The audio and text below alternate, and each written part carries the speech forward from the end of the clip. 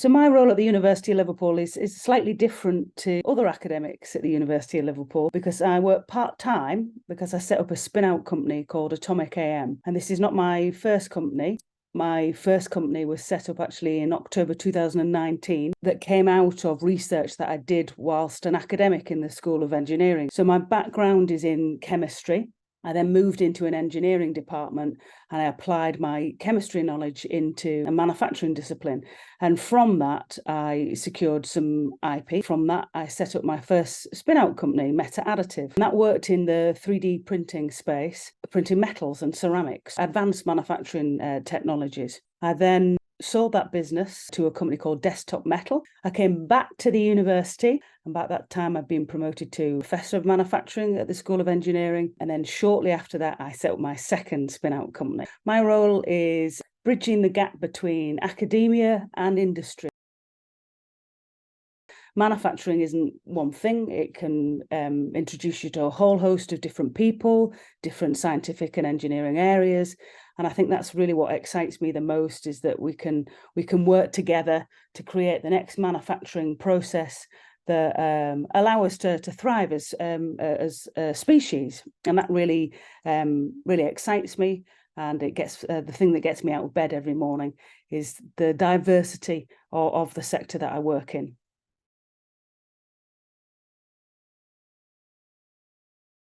Taking innovation that was created in a university setting and putting that into industry. We really need that. We face many challenges in the world globally. We've got energy shortages, food shortages, climate change. So we need to start to see more and more of the innovation that's created within a university academic setting and moving that out to industry.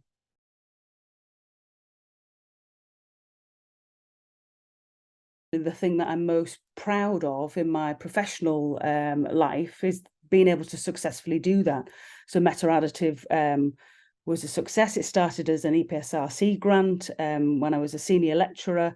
An idea that I had one day, it then translated into an EPSRC grant, which saw PhD students working on the project, postdocs working on the project, and then that moved into a spin-out company, Meta Additive, which I said previously was bought and exploited to a much wider audience through that industrial setting, through Desktop Metal.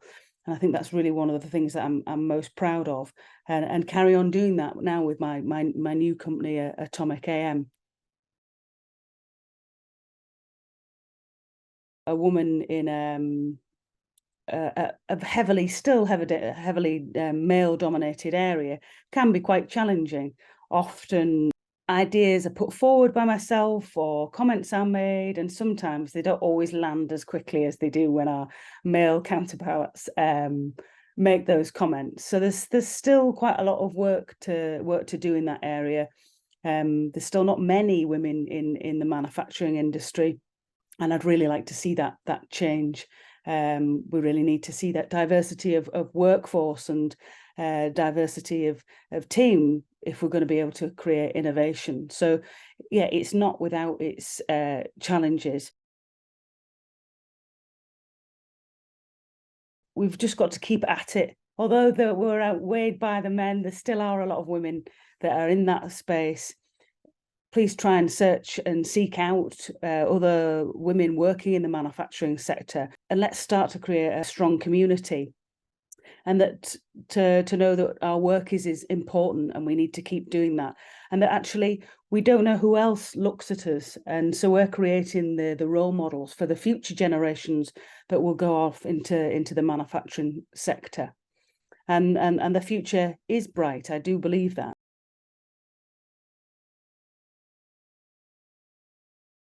My area, which is predominantly focusing on something called binder jet printing. It's a 3D printing technology. I mainly focus on metals and ceramics.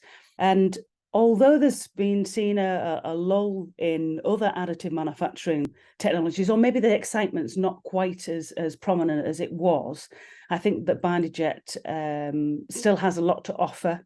Going back to my chemistry background, I think we're only seeing a tiny bit of what binder jet can actually do.